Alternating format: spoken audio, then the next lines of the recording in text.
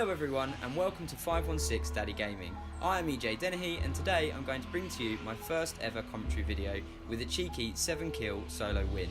Now I know it's not the highest body count, but if you're a daddy gamer like me, then you don't get time to play as much as the experts out there. So I'm going to share my experiences and hopefully a bit of advice that help me win and in turn increases the amount of times that you win. Please feel free to drop a comment below with any type of feedback, as at this stage I'm totally open to hearing everyone's opinions to help improve. So my first tip is my favourite position in the map, just southwest of Retail Row. It's often really quiet, only encountering trouble every now and then. Here you will find a small barn and a house. There's 2 possible chests in the barn, one in the roof and another in the back room. If you head into the house, the chest is in the attic, plus plenty of loot scattered throughout both of the buildings. I usually aim my descent about 1 square grid away from my intended target. I dive directly to the ground until my glide opens and drift the rest of the way.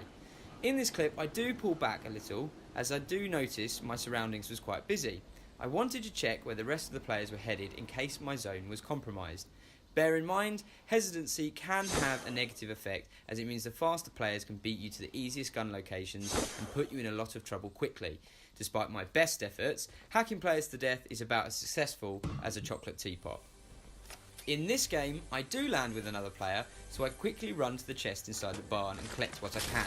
I do get a grenade launcher, but they aren't the best for close quarter combat, so I'm forced to use the Magnum.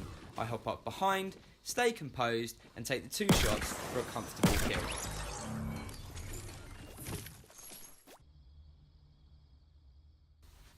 Next, I head over to Retail Row. Often at this point, most of the looting and fighting has been done. Our job here is to find stragglers and hope they have taken quite a beating, but also have kindly done the looting for us. Which leads me to tip number 2. I do find a straggler, but I'm not quite sure where he is, so I stay hidden. But I use the third-person camera to my advantage. I scan around for any signs of movement, and of course, I eventually find them. The whole time, I keep myself hidden and start the fight only when the advantage is with me, finishing the kill with the shotgun headshot. Lovely jubbly.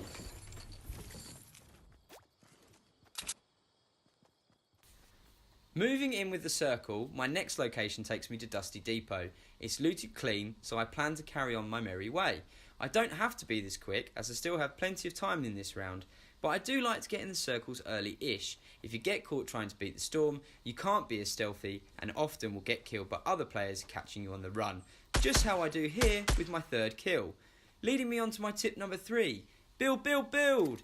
Obtaining the high ground gives you the better sight advantage as well as aiming ability, with most of your body being protected by material. Don't like me and fanny around with your weapon choice. If you're running in close, use a shotgun. If there's still a bit of distance left, keep out your assault rifle.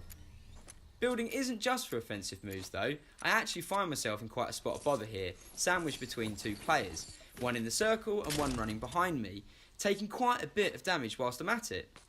I'm not sure where everyone is, so I build.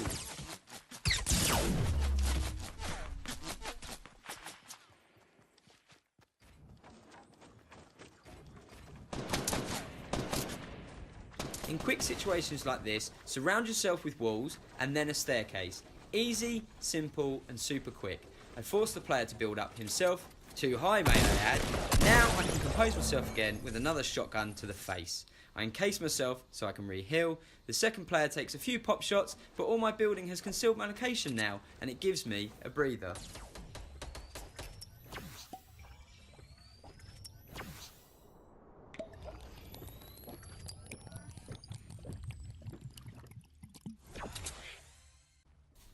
With a much smaller map now, I find myself in Loot Lake. I previously noticed a player in the house at the middle and I wasn't really sure where he was, which makes way for my tip number 4, take your time. I get my 5th kill because I took time to scout the area. If you have good headphones, you can also listen for clues.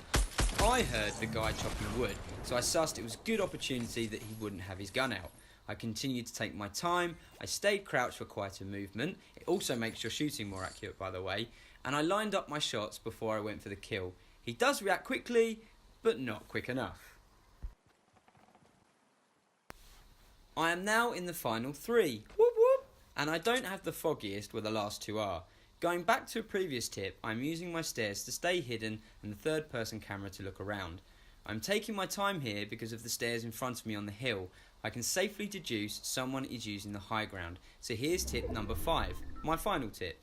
Keep aware of your map and the circle. I know he has to move to get to the safe zone way before I do because I can see the lay of the land and he can't. So I wait. When the klaxon sounds for the shrinking of the circle, I head to the hill to end up on his tail and go for the kill. The last player stupidly sets off a rocket, giving me his exact location, but again comes the importance of building to protect yourself. You can see here, I'm not always the quickest at this, but it does work.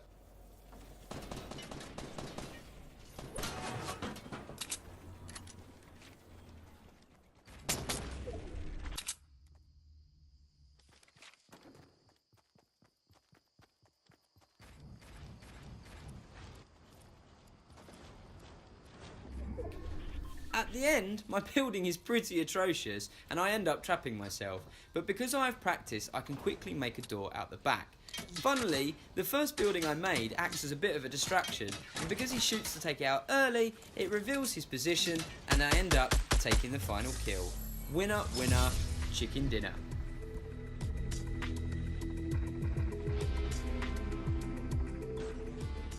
Thank you for watching everyone. I do hope my tips help and get you that tasty win. If you did like my content, hit that like button, or better yet, become a Daddy Gamer subscriber to follow all new content I release. Peace!